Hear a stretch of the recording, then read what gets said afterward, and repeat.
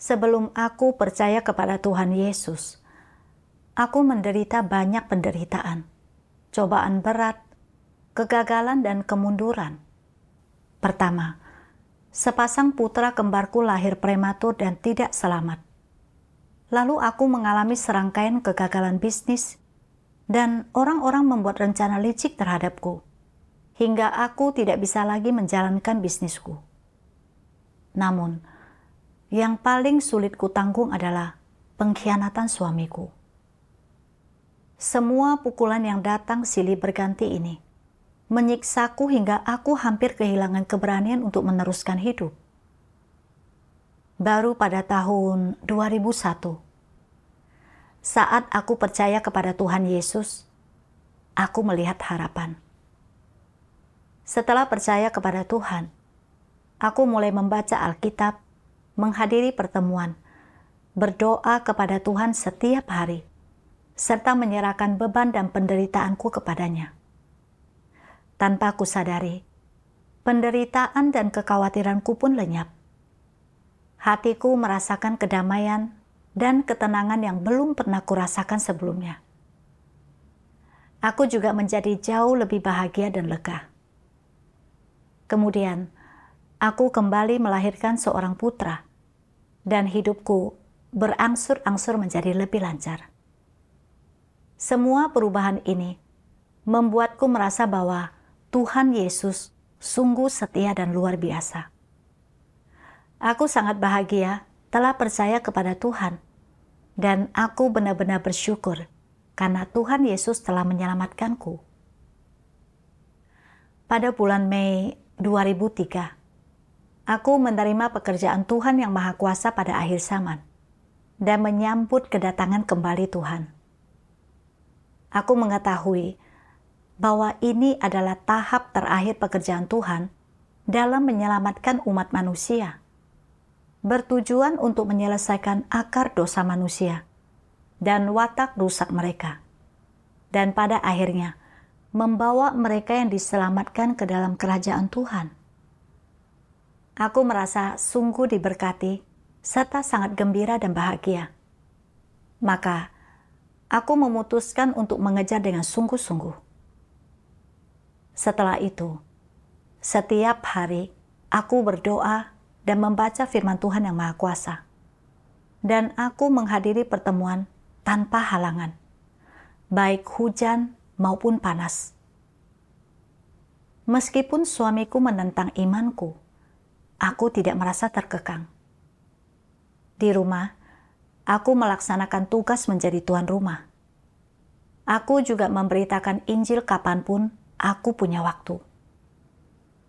Aku berpikir bahwa saat aku mengejar dengan penuh semangat seperti itu, Tuhan pasti akan berkenan padaku, memberiku kasih karunia dan berkat lebih banyak lagi, serta memberiku kehidupan yang tenang dan aman di masa depan. Kemudian, anakku yang baru berusia 1 tahun sering mengalami demam. Bahkan, terkadang suhu tubuhnya mencapai 39 derajat Celcius, disertai pula dengan asma yang parah. Terkadang, dia juga muntah. Obatnya tidak berpengaruh, dan dia harus dirawat di rumah sakit untuk menjalani perawatan infus terus-menerus selama beberapa hari, atau bahkan setengah bulan sebelum kondisinya membaik. Saat melihat anakku disuntik atau minum obat setiap hari, wajahnya yang tembem pun makin tirus dan tidak lagi merona serta bercahaya seperti sebelumnya. Hatiku hancur dan aku menangis, hanya berharap agar penyakit itu dapat menimpaku saja. Dokter mengatakan bahwa anakku menderita asma alergi bawaan, dan penyakit ini cukup merepotkan karena tidak ada rencana perawatan khusus yang tersedia. Hanya perawatan konvensional untuk mengendalikan kondisinya. Tetapi mereka mengatakan bahwa seiring bertambahnya usia dan sistem kekebalan tubuhnya menjadi lebih kuat, kondisinya mungkin akan membaik. Mendengarkan kata-kata dokter yang ambigu itu membuatku sedih dan merasa tidak berdaya. Aku sering berdoa kepada Tuhan, memohon agar Tuhan menyembuhkan penyakit anakku. Namun, penyakit anakku tidak kunjung sembuh. Lalu, aku mulai memiliki gagasan dan berpikir, aku selalu bersemangat dalam pengejaranku, berdoa serta membaca firman Tuhan setiap hari. Aku tidak pernah melewatkan pertemuan, dan aku aktif melaksanakan tugasku. Tuhan seharusnya memberkatiku, bukan? Saat aku percaya kepada Tuhan Yesus, aku mendapatkan kasih karunia, berkat, kedamaian, dan sukacita. Namun sekarang, setelah percaya kepada Tuhan yang Maha Kuasa, mengapa Dia tidak menyembuhkan penyakit anakku? Tuhan itu Maha Kuasa. Jadi bukankah Dia bisa menyembuhkan penyakit putraku dengan satu firman saja? Mengapa Tuhan tidak mendengarkan doaku? Aku terutama teringat pada anak seorang kerabat yang menderita kerusakan otak karena terlambat diobati saat demam tinggi. Putraku masih sangat kecil. Jadi aku bertanya-tanya, apakah demam tinggi yang sering dialaminya akan merusak otaknya dan memengaruhi kecerdasannya? Hanya dengan memikirkan hal ini, hatiku sangat sakit. Anak kembarku sebelumnya sudah tiada, dan dokter mengatakan bahwa kondisi tubuhku membuatku sulit hamil. Jadi, jika terjadi sesuatu pada putraku, bagaimana aku akan hidup? Saat memikirkan semua ini, aku tidak kuasa menahan tangis kesedihanku. Aku menangis seraya berdoa dengan sungguh-sungguh kepada Tuhan, memohon agar Tuhan memberi belas kasihan, serta melindungi putraku dan agar penyakitnya cepat sembuh. Namun, sebanyak apapun aku berdoa, sepertinya Tuhan tidak mendengarkanku. Setelah beberapa waktu, penyakit putraku bukan hanya tak kunjung sembuh, frekuensi demamnya bahkan makin tinggi. Setiap kali demam, napasnya terasa sesak. Dia juga tidak bisa makan apapun dan muntah setelah makan. Ketika melihat anakku harus menanggung begitu banyak penderitaan di usia yang begitu muda, kepedihan di hatiku nyaris tak tertahankan. Aku pun mulai memiliki keraguan tentang Tuhan dan berpikir, ketika aku percaya kepada Tuhan Yesus, Dia selalu memberikan kesembuhan saat aku berdoa tentang penyakit. Tetapi, mengapa sekarang setelah percaya kepada Tuhan yang Maha Kuasa, doa-doaku tidak ada hasilnya? Apakah aku mempercayai hal yang salah? Apakah Tuhan yang Maha Kuasa benar-benar Tuhan Yesus yang datang kembali? Karena anakku sering sakit, seluruh perhatianku tercurah untuk merawatnya. Aku tidak menghadiri pertemuan secara teratur, tidak dapat berkonsentrasi dalam makan dan minum firman Tuhan, dan tidak ada yang bisa kuucapkan dalam doa-doaku. Hatiku semakin menjauh dari Tuhan. Kemudian, beberapa saudari datang untuk membantu dan mendukungku. Mereka mencarikan beberapa firman Tuhan untuk kubaca. Aku membaca firman Tuhan yang Maha Kuasa ini. Tuhan yang Maha Kuasa berfirman, dalam setiap langkah pekerjaan yang Tuhan lakukan pada manusia, di luarnya tampak sebagai interaksi antara manusia, seolah-olah timbul dari pengaturan manusia atau dari gangguan manusia. Namun di balik setiap langkah pekerjaan dan semua yang terjadi, adalah pertaruhan yang iblis buat di hadapan Tuhan, dan hal ini menuntut orang-orang untuk tetap teguh dalam kesaksian mereka bagi Tuhan. Misalnya, ketika Ayub diuji, di balik layar, iblis bertaruh dengan Tuhan, dan yang terjadi kepada Ayub adalah perbuatan manusia dan gangguan manusia. Di balik setiap langkah pekerjaan yang Tuhan lakukan pada engkau semua adalah pertaruhan antara iblis dengan Tuhan. Di balik semua itu ada peperangan. Segala sesuatu yang dilakukan orang membutuhkan sejumlah hati dan upaya. Tanpa penderitaan yang nyata, mereka tidak dapat memuaskan Tuhan. Mereka bahkan jauh sekali dari memuaskan Tuhan, dan mereka hanya meneriakkan slogan kosong. Dapatkah slogan-slogan kosong ini memuaskan Tuhan? Ketika Tuhan dan iblis berperang di alam roh, bagaimana seharusnya engkau memuaskan Tuhan? Dan bagaimana seharusnya engkau tetap teguh dalam kesaksianmu baginya?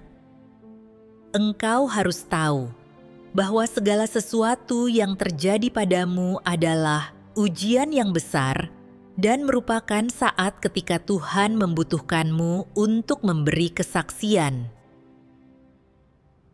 Salah seorang saudariku berkata, banyak hal mengecewakan akan terjadi dalam hidup kita, dan di balik setiap hal itu ada pertempuran rohani.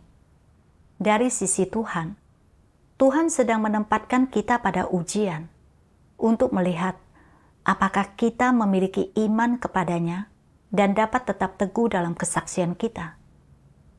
Dari sisi iblis, iblis sedang menyerang dan mencobai kita dengan tujuan untuk membuat kita meragukan pekerjaan Tuhan, lalu menyangkal dan mengkhianati Tuhan. Ini sama seperti yang terjadi pada Ayub. Dari luar, tampaknya para perampok telah mengambil hartanya, dan tubuhnya sendiri dipenuhi bisul. Tetapi pada kenyataannya, itu adalah iblis yang sedang bertaruh dengan Tuhan. Hanya untuk melihat di pihak mana Ayub akan berdiri. Hari ini, Tuhan yang Maha Kuasa datang untuk mengungkapkan kebenaran demi menyelamatkan kita. Tetapi iblis tidak rela. Jadi iblis menggunakan penyakit anak-anak kita untuk menyerang dan mengganggu kita, mencoba membuat kita meragukan Tuhan, atau bahkan menyangkal dan meninggalkannya. Kita perlu lebih banyak berdoa dan mengandalkan Tuhan untuk melihat dengan jelas rencana jahat iblis. Setelah mendengar persekutuan saudari itu, aku merenungkan perilakuku dan berbagai hal yang telah kuperlihatkan. Aku melihat bahwa aku tidak memiliki iman atau ketundukan yang sejati kepada Tuhan, dan juga tidak dapat membedakan rencana jahat iblis. Aku hanya mengandalkan semangatku dalam imanku. Aku berpikir dengan gagasanku dan imajinasiku bahwa Tuhan Yesus menyembuhkan orang sakit, mengusir setan, serta memberikan kasih karunia dan berkat. Karena Tuhan yang Maha Kuasa adalah Tuhan Yesus yang datang kembali. Dia pasti bisa menunjukkan tanda-tanda dan mukjizat, menyembuhkan orang sakit, dan mengusir setan. Jadi aku terus berdoa kepada Tuhan, memohon agar Dia menyembuhkan anakku. Kupikir bahwa Tuhan pasti akan mempertimbangkan pengejaranku yang penuh semangat dan menyembuhkan anakku dengan cepat.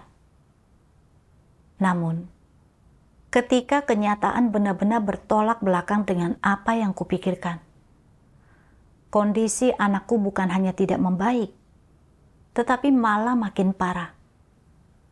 Aku pun mulai meragukan Tuhan dan kehilangan motivasiku untuk berdoa, menghadiri pertemuan, dan melaksanakan tugasku. Aku telah memperlihatkan begitu banyak kerusakan tanpa menyadarinya. Aku bahkan berpikir bahwa ide-ideku sepenuhnya benar. Tetapi, aku menyadari bahwa imanku kepada Tuhan benar-benar kacau.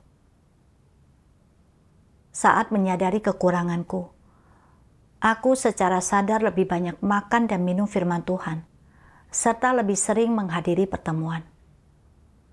Aku juga berdoa kepada Tuhan, memohon agar Dia membimbingku untuk memetik pelajaran dari penyakit anakku. Suatu hari dalam saat teduh, aku membaca beberapa bagian dari firman Tuhan dan memperoleh sedikit pemahaman tentang pekerjaan Tuhan. Tuhan Yang Maha Kuasa berfirman, dalam gagasan manusia, Tuhan harus selalu melakukan tanda dan keajaiban, harus selalu menyembuhkan orang sakit dan mengusir setan, dan harus selalu seperti Yesus. Namun, kali ini Tuhan sama sekali tidak seperti itu. Jika pada akhir zaman Tuhan tetap melakukan tanda dan keajaiban dan tetap mengusir setan serta menyembuhkan orang sakit, jika Dia melakukan hal yang sama persis seperti yang Yesus lakukan, berarti Tuhan mengulangi pekerjaan yang sama dan pekerjaan Yesus tidak memiliki makna atau nilai. Jadi, Tuhan melakukan satu tahap pekerjaan dalam setiap zaman. Begitu setiap tahap pekerjaannya telah selesai, roh-roh jahat segera berusaha menirunya, dan setelah iblis mulai membuntuti Tuhan, Tuhan beralih ke metode yang berbeda. Begitu Tuhan telah menyelesaikan satu tahap pekerjaannya, roh-roh jahat mencoba menirunya. Engkau semua harus jelas mengenai hal ini. Mengapa pekerjaan Tuhan sekarang ini berbeda dari pekerjaan Yesus? Mengapa Tuhan sekarang ini tidak melakukan tanda dan keajaiban, tidak mengusir setan, dan tidak menyembuhkan orang sakit? Jika pekerjaan Yesus sama dengan pekerjaan yang dilakukan pada zaman hukum Taurat, dapatkah Dia merepresentasikan Tuhan pada zaman kasih karunia? Dapatkah Dia menyelesaikan pekerjaan penyaliban? Jika Yesus masuk ke bait suci dan memelihara hari Sabat, seperti pada zaman hukum Taurat, tidak dianiaya oleh siapapun, dan disambut oleh semua orang, dapatkah Dia disalibkan? Dapatkah Dia menyelesaikan pekerjaan penebusan? Apa gunanya jika Tuhan yang berinkarnasi pada akhir zaman melakukan tanda dan keajaiban seperti yang Yesus lakukan? Hanya jika Tuhan melakukan bagian lain dari pekerjaannya pada akhir zaman, pekerjaan yang merepresentasikan bagian dari rencana pengelolaannya, barulah manusia dapat memperoleh pengenalan yang lebih dalam tentang Tuhan, dan rencana pengelolaan Tuhan dapat diselesaikan. Pekerjaan yang Tuhan lakukan pada zaman ini terutama adalah penyediaan firman hidup bagi manusia, penyingkapan esensi natur manusia dan wataknya yang rusak, serta penyingkiran gagasan agamawi, pemikiran feodal, pemikiran yang ketinggalan zaman, serta pengetahuan dan budaya yang dimilikinya. Semua hal ini harus dibersihkan dengan cara disingkapkan oleh firman Tuhan. Pada akhir zaman, Tuhan menggunakan firman, bukan tanda dan mukjizat, untuk menyempurnakan manusia.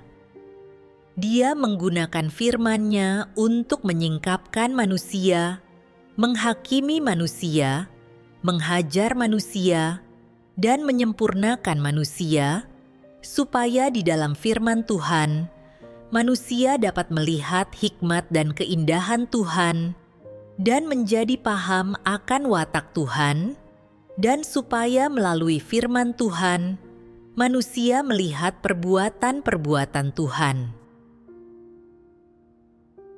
Sekarang ini, seharusnya jelas bagi engkau semua bahwa pada akhir zaman, terutama fakta firman menjadi daging yang digenapi oleh Tuhan.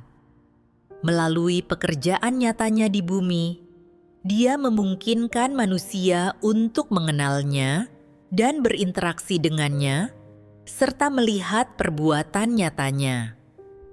Dia memungkinkan manusia untuk melihat dengan jelas bahwa Dia mampu melakukan tanda dan keajaiban, dan bahwa ada kalanya Dia tidak dapat melakukannya.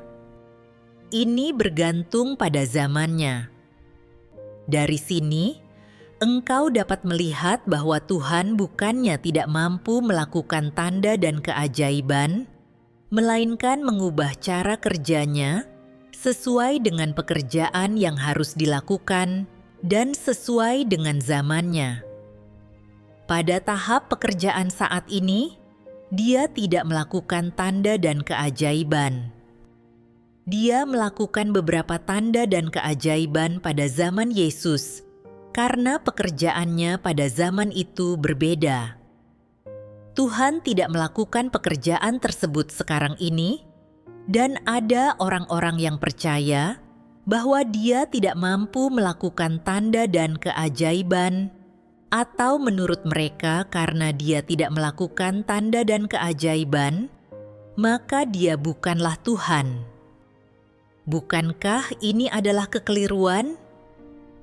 Tuhan mampu melakukan tanda dan keajaiban, tetapi Dia sedang bekerja pada zaman yang berbeda, jadi Dia tidak melakukan pekerjaan semacam itu.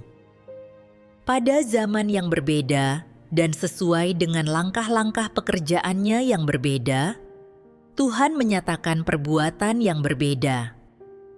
Kepercayaan manusia kepada Tuhan bukanlah kepercayaan pada tanda dan keajaiban, bukan pula kepercayaan pada mukjizat, melainkan kepercayaan pada pekerjaannya yang nyata selama zaman yang baru.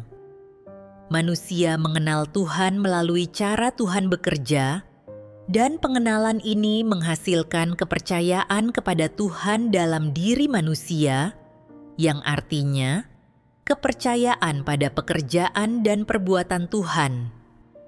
Dalam tahap pekerjaan ini, Tuhan terutama berfirman, "Jangan menunggu untuk melihat tanda dan keajaiban. Engkau tidak akan melihatnya. Ini karena engkau tidak dilahirkan pada zaman kasih karunia. Jika engkau dilahirkan pada zaman itu, engkau dapat melihat tanda dan keajaiban, tetapi engkau dilahirkan pada akhir zaman, sehingga engkau hanya dapat melihat kenyataan dan kenormalan Tuhan. Jangan berharap melihat Yesus yang supernatural pada akhir zaman. Engkau hanya dapat melihat Tuhan yang berinkarnasi yang nyata, yang tidak ada bedanya dengan manusia normal. Pada setiap zaman, Tuhan menyatakan perbuatan yang berbeda. Pada setiap zaman, Dia menyatakan sebagian dari perbuatannya, dan pekerjaan di setiap zaman merepresentasikan satu bagian dari watak Tuhan dan satu bagian dari perbuatan Tuhan. Perbuatan yang Dia nyatakan bervariasi sesuai dengan zaman di mana Dia bekerja, tetapi semuanya itu memungkinkan pengenalan manusia akan Tuhan menjadi lebih dalam dan memungkinkan manusia untuk memiliki kepercayaan kepada Tuhan yang lebih sejati dan lebih solid. Manusia percaya kepada Tuhan karena semua perbuatan Tuhan, karena Tuhan begitu ajaib, begitu besar, dan maha kuasa, dan karena Dia tidak terselami. Itulah sebabnya manusia percaya kepada Tuhan. Setelah membaca firman Tuhan, hatiku menjadi jauh lebih terang. Ketika Tuhan melakukan pekerjaan pada akhir zaman, bukan berarti dia tidak bisa menunjukkan tanda-tanda dan mukjizat, melainkan bahwa pada akhir zaman ini, Tuhan tidak lagi bekerja dengan cara itu. Apa yang Tuhan lakukan sekarang adalah pekerjaan menggunakan firman untuk menyempurnakan dan mentahirkan manusia. Melalui firman-Nya, Dia menyingkapkan hal-hal seperti watak rusak iblis dalam diri manusia, pemikiran-pemikiran lama manusia, berbagai gagasan keagamaan manusia tentang Tuhan, serta membuat manusia mampu membuang watak rusak iblis dalam dirinya. Jika pekerjaan Tuhan pada akhir zaman masih tentang menyembuhkan orang sakit, mengusir setan, serta menunjukkan tanda-tanda dan mukjizat, membuat orang melihat Tuhan sebagai sosok yang sangat supernatural, watak rusak manusia, serta pemberontakan dan penentangan mereka terhadap Tuhan tidak akan mudah tersikap. Dan kita tidak akan pernah menyadari watak rusak kita, apalagi ditahirkan dan berubah. Sama sepertiku, jika penyakit anakku sembuh tepat setelah aku berdoa, aku tidak akan memiliki gagasan tentang Tuhan dan juga keraguan tentangnya.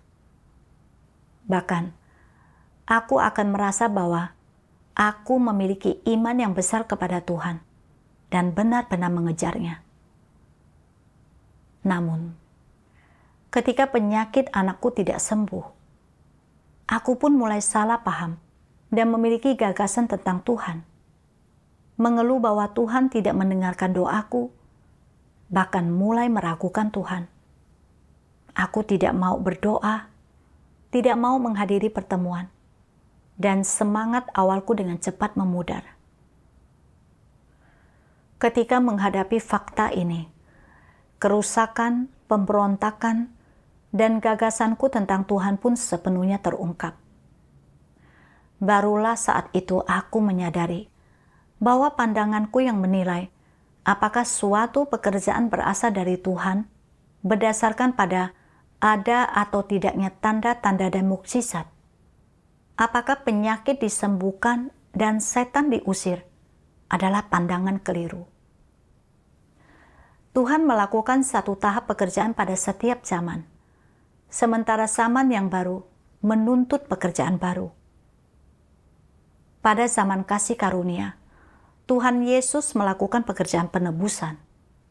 Dia menyembuhkan orang sakit, mengusir setan, dan menunjukkan beberapa tanda serta mukjizat. Namun sekarang adalah zaman kerajaan, zaman akhir, dan Tuhan sedang melakukan pekerjaan penghakiman dan penyucian manusia melalui firman-Nya. Dengan demikian, memilah semua orang menurut jenisnya, lalu memberi upah kepada yang baik, menghukum yang jahat, dan mengakhiri zaman lama ini. Jika Tuhan yang Maha Kuasa masih bekerja seperti Tuhan Yesus, menunjukkan tanda dan mukjizat, menyembuhkan orang sakit, dan mengusir setan, bukankah itu berarti Dia mengulangi pekerjaannya? Lantas, bagaimana zaman itu bisa berakhir? Terlebih lagi, roh-roh jahat juga bisa meniru pekerjaan yang pernah Tuhan lakukan. Jika aku menilai apakah itu pekerjaan Tuhan berdasarkan ada atau tidaknya tanda-tanda dan mukjizat, dan sembuh atau tidaknya penyakit orang, aku akhirnya akan memperlakukan pekerjaan iblis serta roh-roh jahat sebagai pekerjaan Tuhan, dan aku akan menghujat Tuhan. Secara nama, aku menerima pekerjaan Tuhan yang Maha Kuasa pada akhir zaman. Tetapi aku tidak memiliki pemahaman yang sejati akan Tuhan. Aku pun masih memandang pekerjaan terbaru Tuhan dari perspektif berusaha makan roti sampai kenyang pada zaman kasih karunia. Ini sama saja seperti mengenakan sepatu baru untuk menempuh jalan yang lama. Iman seperti ini tidak diperkenan oleh Tuhan. Pekerjaan Tuhan pada akhir zaman bukan bertujuan menyempurnakan manusia melalui tanda-tanda dan mukjizat, melainkan melalui firman-Nya. Inilah sesungguhnya kemahakuasaan dan hikmat Tuhan. Jika tanda-tanda dan mukjizat diperlihatkan, semua orang akan percaya ketika melihatnya, dan tidak akan ada perlawanan. Lalu, bagaimana mungkin membedakan antara kambing dan domba, lalang dan gandum, orang percaya yang sejati dan yang palsu, serta hamba yang baik dan yang jahat? Bagaimana Tuhan bisa melakukan pekerjaan menyempurnakan, menyingkapkan, dan menyingkirkan manusia? Kini, Tuhan yang Maha Kuasa bekerja dengan mengungkapkan kebenaran untuk menaklukkan serta menyelamatkan manusia. Dan Dia tidak menunjukkan tanda-tanda dan mukjizat. Dia hanya melihat apakah manusia bisa menerima kebenaran. Dengan cara ini, hanya mereka yang sungguh-sungguh percaya kepada Tuhan yang dapat diselamatkan. Sedangkan mereka yang menjadi milik setan-setan dan iblis akan disingkapkan dan disingkirkan. Aku melihat bahwa makin normal dan nyata pekerjaan Tuhan, makin banyak hikmat yang Tuhan miliki di dalamnya. Cara Tuhan bekerja seperti ini sungguh luar biasa. Jika bukan karena penyingkapan fakta dan pengungkapan firman Tuhan, aku tidak akan pernah menyadari bahwa aku percaya kepada Tuhan dengan kesamaran dan gagasan-gagasan. Aku juga tidak akan menyadari bahwa aku masih menentang dan memberontak terhadap Tuhan. Apalagi memiliki pemahaman apapun tentang pekerjaan nyata Tuhan. Saat itu, hatiku merasa sangat lega dan bebas. Aku pun tidak lagi mati-matian berharap Tuhan akan menunjukkan tanda-tanda dan mukjizat untuk menyembuhkan penyakit anakku. Melalui penyakit anakku, aku menyadari pandanganku yang keliru tentang iman kepada Tuhan. Setelah itu, aku mulai merenungkan apa pandangan yang benar tentang iman kepada Tuhan. Aku membaca firman Tuhan. Tuhan yang Maha Kuasa berfirman, "Sekarang apakah engkau semua memahami apa arti percaya kepada Tuhan? Apakah percaya kepada Tuhan berarti melihat tanda dan keajaiban? Apakah itu berarti pergi ke surga?" Percaya kepada Tuhan sama sekali bukanlah hal yang sederhana. Cara-cara percaya agamawi harus disingkirkan. Mengejar penyembuhan dan pengusiran setan, berfokus pada tanda dan keajaiban, mendambakan lebih banyak kasih karunia, damai sejahtera, dan sukacita dari Tuhan, mengejar prospek daging dan kenyamanan daging. Ini adalah cara-cara percaya agamawi, dan cara-cara percaya semacam ini adalah jenis iman yang samar. Apa artinya percaya kepada Tuhan secara nyata sekarang ini? Itu berarti menerima firman Tuhan sebagai kenyataan hidupmu, mengenal Tuhan dari firman-Nya, dan dengan demikian mencapai kasih yang sejati kepadanya. Jelasnya, percaya kepada Tuhan adalah agar engkau dapat tunduk kepada Tuhan, mengasihi Tuhan, dan melaksanakan tugas yang seharusnya dilaksanakan oleh makhluk ciptaan. Inilah tujuan percaya kepada Tuhan. Engkau harus mengenal keindahan Tuhan, betapa Tuhan patut dihormati, dan bagaimana pekerjaan yang Tuhan lakukan dalam diri makhluk ciptaannya adalah keselamatan mereka dan penyempurnaan mereka. Ini adalah hal-hal paling mendasar dalam kepercayaanmu kepada Tuhan. Percaya kepada Tuhan terutama adalah peralihan dari kehidupan daging ke kehidupan yang mengasihi Tuhan, dan dari hidup dalam kerusakan ke hidup dalam kehidupan firman Tuhan. Itu adalah keluar dari bawah kuasa iblis dan hidup di bawah pemeliharaan dan perlindungan Tuhan.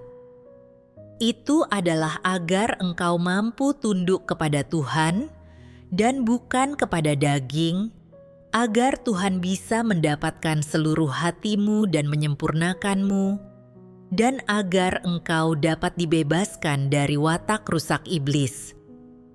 Percaya kepada Tuhan terutama adalah agar kuasa dan kemuliaan Tuhan yang besar dapat dinyatakan di dalam dirimu, agar engkau dapat mengikuti kehendak Tuhan, agar rencana Tuhan dapat digenapi, dan agar engkau mampu bersaksi bagi Tuhan di hadapan iblis.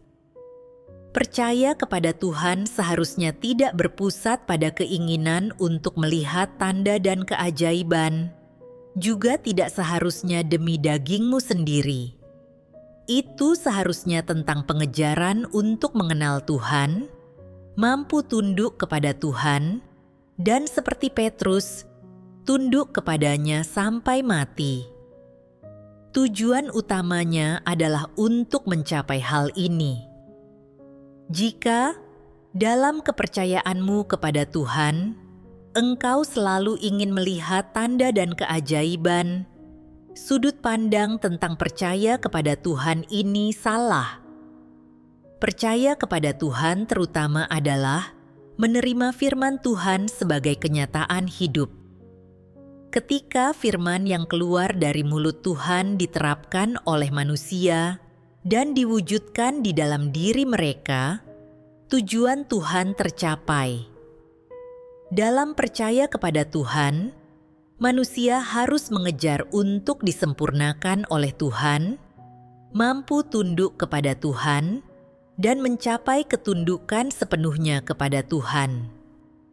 Jika engkau mampu tunduk kepada Tuhan tanpa keluhan, memperhatikan maksud-maksud Tuhan, dan mencapai tingkat pertumbuhan Petrus, memiliki gaya hidup Petrus yang dibicarakan oleh Tuhan, maka itu adalah saat ketika engkau telah mencapai keberhasilan dalam kepercayaan kepada Tuhan, dan itu akan menandakan bahwa engkau telah didapatkan oleh Tuhan. Dari firman Tuhan, aku memahami perspektif yang benar tentang percaya kepada Tuhan. Percaya kepada Tuhan bukanlah demi mendapatkan kasih karunia dan berkat, juga bukan untuk kehidupan daging yang damai dan lancar. Itu bukan kepercayaan yang sejati pada Tuhan. Tuhan berharap kita dapat mengejar kebenaran, hidup berdasarkan firman-Nya ketika segala sesuatu terjadi, dan menggunakan apa yang kita hidupi untuk memberi kesaksian tentang Tuhan dan memuliakan-Nya. Inilah yang disebut kepercayaan yang sejati kepada Tuhan. Aku hanya fokus berharap agar penyakit anakku sembuh. Tetapi aku tidak tahu apa maksud Tuhan atau bagaimana aku seharusnya tetap teguh dalam kesaksianku bagi Tuhan.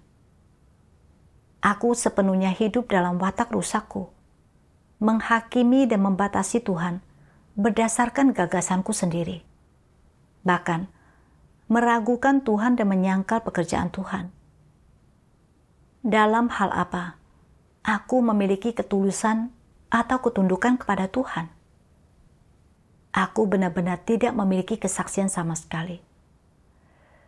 Ketika anakku sakit, Tuhan juga memeriksa sikapku untuk melihat apakah aku memiliki iman yang sejati dan ketundukan kepadanya. Aku harus mengesampingkan gagasan sendiri, tidak peduli apa yang terjadi dengan penyakit anakku. Aku tidak boleh terus bersikap negatif, lemah, atau menjauh dari Tuhan.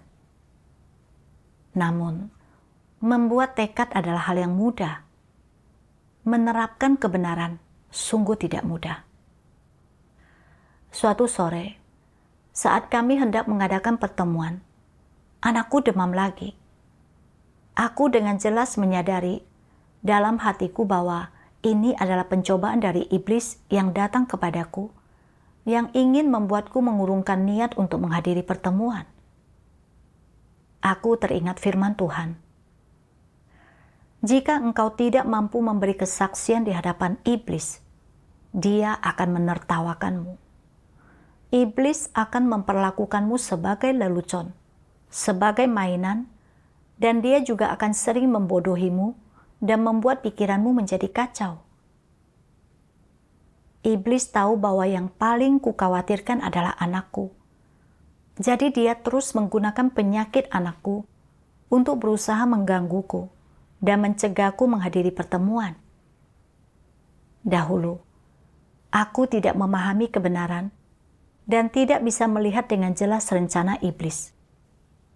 Setiap kali jadwal pertemuan berbenturan dengan penyakit anakku, aku akan panik dan cepat-cepat mengurungkan niat untuk menghadiri pertemuan demi membawa anakku ke dokter, sehingga aku dituntun ke sana kemari oleh iblis.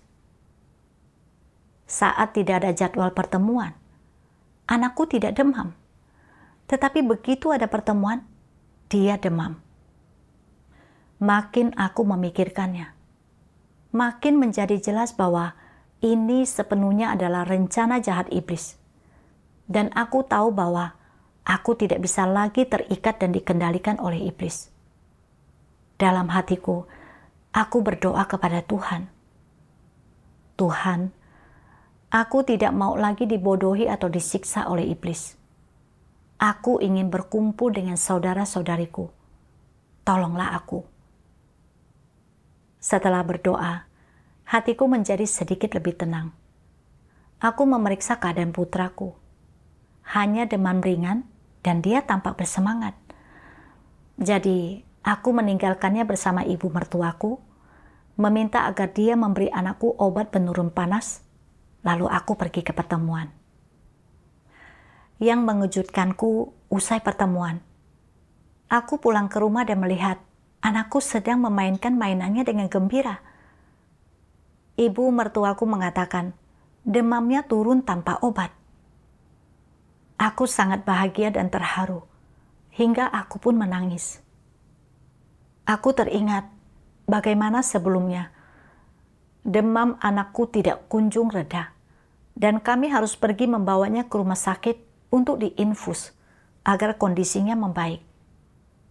Tetapi kali ini, demamnya turun begitu saja tanpa obat sama sekali. Aku hampir tidak bisa mempercayainya, dan dalam hatiku, aku terus berterima kasih dan memuji Tuhan.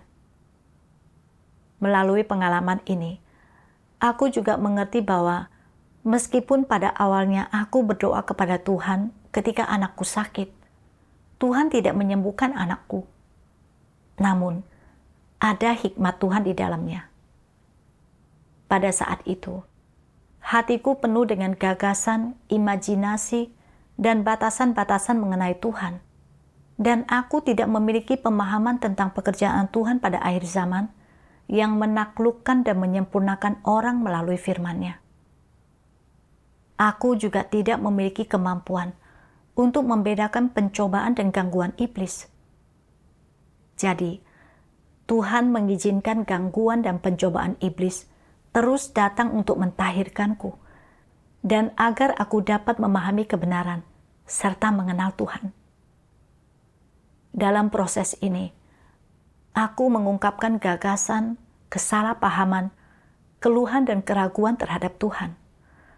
Lalu, Tuhan menggunakan firman-Nya untuk mencerahkan dan membimbingku, menyingkapkan dan menghakimi gagasan serta kerusakanku, membuatku dapat memahami natur normal dan nyata dari pekerjaan Tuhan pada akhir zaman, serta mengenali pemberontakan dan penentanganku sendiri, dan untuk membantuku belajar membedakan tipu muslihat iblis. Pada akhirnya, aku mampu mengesampingkan gagasan, memberontak terhadap dagingku, dan menerapkan kebenaran. Aku melihat bahwa cara Tuhan bekerja seperti ini sungguh maha kuasa dan nyata, juga sangat bijaksana. Melalui pengalaman ini, aku benar-benar menyadari otoritas dan kuasa firman Tuhan. Aku melihat bahwa Tuhan menggunakan firman yang nyata dan pekerjaan yang nyata untuk menaklukkan dan menyempurnakan manusia, serta untuk mendapatkan hati mereka. Cara Tuhan bekerja seperti ini pada akhir zaman jauh lebih bermakna daripada menunjukkan tanda-tanda dan mukjizat. Ini mengingatkanku pada sebuah bagian dari firman Tuhan. Dalam pekerjaan pada akhir zaman, kekuatan firman lebih besar daripada kekuatan manifestasi tanda-tanda dan keajaiban. Dan otoritas firman melampaui otoritas tanda-tanda dan keajaiban. Firman ini begitu nyata. Kemudian, aku membaca 2 bagian lagi dari firman Tuhan dan memperoleh beberapa pemahaman tentang watakku yang rusak. Tuhan Yang Maha Kuasa berfirman, "Begitu banyak orang percaya kepadaku, hanya agar aku dapat menyembuhkan mereka.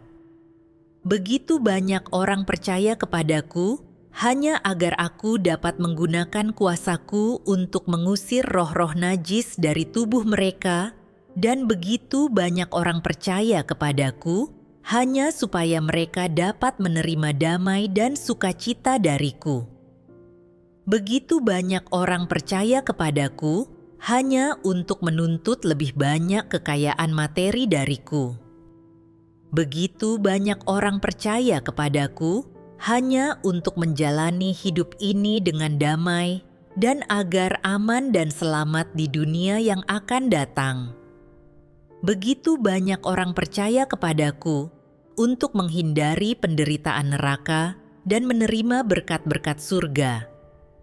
Begitu banyak orang percaya kepadaku hanya demi kenyamanan sementara, tetapi tidak berusaha memperoleh apapun dari dunia yang akan datang. Saat aku mengaruniakan murkaku kepada manusia dan merampas semua sukacita dan damai yang pernah mereka miliki, mereka menjadi ragu. Saat aku mengaruniakan penderitaan neraka kepada orang dan menarik kembali berkat-berkat surga, mereka menjadi marah. Saat orang memintaku untuk menyembuhkan mereka dan aku tidak memedulikan mereka dan merasakan kebencian terhadap mereka, mereka meninggalkanku untuk mencari cara pengobatan lewat perdukunan dan ilmu sihir. Saat aku mengambil semua yang telah orang tuntut dariku, mereka semua menghilang tanpa jejak. Maka dari itu, aku berkata bahwa orang beriman kepadaku karena kasih karuniaku terlalu berlimpah dan karena ada terlalu banyak manfaat yang bisa didapatkan. Engkau semua harus memahami mengapa engkau percaya kepadaku. Jika engkau semua hanya ingin menjadi muridku atau pasienku, atau menjadi salah satu orang kudusku di surga, maka mengikutiku yang engkau semua lakukan tidak akan ada artinya. Mengikutiku dengan cara seperti itu hanya buang-buang tenaga. Memiliki iman semacam ini kepadaku hanya membuang hari-harimu, menyia-nyiakan masa mudamu, dan pada akhirnya engkau semua tidak akan menerima apapun. Bukankah itu akan merupakan rencana yang sia-sia? Aku sudah lama pergi dari antara orang Yahudi dan tidak lagi menjadi tabib bagi manusia atau obat bagi manusia. Aku tidak lagi menjadi hewan pikul bagi manusia untuk dikenakan tali kekang atau dijagal sesuka hati mereka. Sebaliknya, aku telah datang di antara manusia untuk menghakimi dan menghajar manusia, agar manusia dapat mengenalku. Engkau harus tahu bahwa aku pernah melakukan pekerjaan penebusan. Aku pernah menjadi Yesus, tetapi aku tidak dapat tetap menjadi Yesus untuk selamanya, Sama seperti aku pernah menjadi Yahweh, tetapi kemudian menjadi Yesus. Aku adalah Tuhan atas umat manusia, Sang Pencipta, tetapi aku tidak bisa selamanya menjadi Yesus atau Yahweh. Aku pernah menjadi apa yang dianggap manusia seorang tabib, tetapi ini bukan berarti Tuhan hanyalah seorang tabib bagi umat manusia. Jadi, jika engkau memegang pandangan lama dalam imanmu kepadaku, engkau tidak akan memperoleh apapun. Dengan cara apapun engkau memuji-mujiku sekarang, Tuhan begitu mengasihi manusia. Dia menyembuhkanku dan memberiku berkat, damai, dan sukacita. Betapa baiknya Tuhan kepada manusia. Asalkan kita percaya kepadanya, kita tak perlu khawatir tentang uang. Aku tetap tidak dapat mengacaukan pekerjaanku yang semula. Jika engkau percaya kepadaku sekarang, engkau hanya akan menerima kemuliaanku dan berhak untuk bersaksi tentang aku, dan segala hal lainnya akan bersifat sekunder. Inilah yang harus kau ketahui dengan jelas. Ketika merenungkan firman Tuhan, aku menyadari niat tercela dalam imanku. Sebelumnya, saat percaya kepada Tuhan Yesus, aku menikmati kasih karunia, kedamaian, dan sukacita yang diberikan Tuhan. Jadi aku merasa diriku sangat diberkati karena percaya kepada Tuhan. Namun, setelah percaya kepada Tuhan yang Maha Kuasa, aku melihat bagaimana Tuhan mengungkapkan kebenaran untuk menyelamatkan orang, dan pada akhirnya membawa manusia ke dalam kerajaan surga. Maka, aku menjadi lebih aktif dalam pengejaranku. Setiap hari, aku makan dan minum firman Tuhan serta berdoa kepada Tuhan. Aku tidak pernah terlambat ke pertemuan. Aku juga memberitakan Injil dan melaksanakan tugas menjadi tuan rumah. Aku melakukan segala hal ini untuk menyenangkan Tuhan. Berpikir bahwa dengan melakukannya, Tuhan akan memberiku kasih karunia dan berkat yang lebih banyak lagi. Aku melihat bahwa aku percaya kepada Tuhan hanya untuk menggunakan Dia demi memuaskan keinginanku akan berkat. Aku sama sekali tidak peduli pekerjaan apa yang sedang Tuhan lakukan. Aku juga tidak peduli apa tuntutan Tuhan terhadap manusia. Bagaimana manusia seharusnya percaya kepada Tuhan agar sesuai dengan maksudnya dan memuaskannya. Orang seperti apa yang bisa masuk ke dalam kerajaan? Apakah caraku percaya berkenan di hadapan Tuhan? Atau apa pandangan yang benar tentang iman kepada Tuhan? Aku tidak mengetahui satu pun dari hal-hal itu dan tidak pernah memikirkannya. Aku hanya mengandalkan semangatku untuk berkumpul dan memberitakan Injil. Berpikir bahwa dengan melakukan semua hal ini, aku sedang memuaskan Tuhan dan seharusnya menerima berkat-Nya. Ketika demam anakku tinggi dan tidak kunjung reda, kasih karunia dan berkat yang kudoakan tidak terwujud. Tetapi aku tidak mencari kebenaran atau merenungkan diriku. Sebaliknya, dalam hatiku, aku meragukan Tuhan dan menyangkal pekerjaannya. Aku melihat bahwa keinginanku untuk mendapatkan berkat terlalu kuat. Tuhan adalah Sang Pencipta, dan aku adalah makhluk ciptaan. Jadi sepenuhnya wajar dan dapat dibenarkan bagi makhluk ciptaan untuk percaya kepada Tuhan dan melaksanakan tugasnya. Aku tidak seharusnya mencoba bertransaksi dengan Tuhan, apalagi mengajukan tuntutan yang tidak masuk akal kepadanya. Sekarang, aku benar-benar mengerti bahwa ada maksud baik Tuhan di balik penyakit anakku. Ini membuatku dapat merenungkan dan mengenali watak iblis dalam diriku, serta pandangan imanku yang keliru.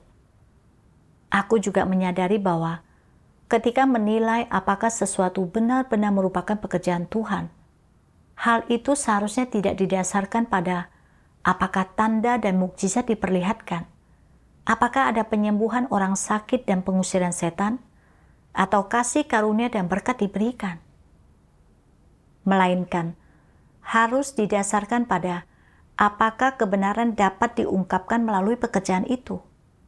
Apakah pekerjaan itu bisa menuntun orang agar makin memahami Tuhan?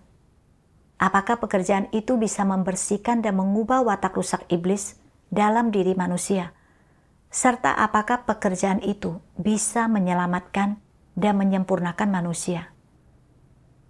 Jika bisa mencapai hasil-hasil ini, pastilah itu pekerjaan Tuhan.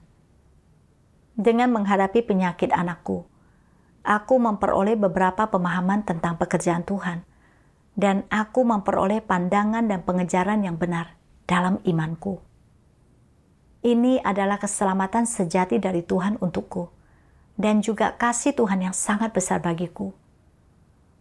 Kasih ini tak terhitung berapa kali lipat lebih besar daripada kasih karunia dan berkat yang pernah kuminta sebelumnya. Dari lubuk hatiku, aku bersyukur kepada Tuhan. Setelah menyadari hal ini, aku merasa malu dan bersalah karena dalam imanku, aku hanya mengejar kasih karunia dan berkat, bukan mengejar kebenaran. Aku merasa diriku sungguh bodoh, tidak tahu apa-apa dan buta. Aku harus melepaskan niatku untuk mendapatkan berkat dan menempuh jalan yang benar dalam imanku.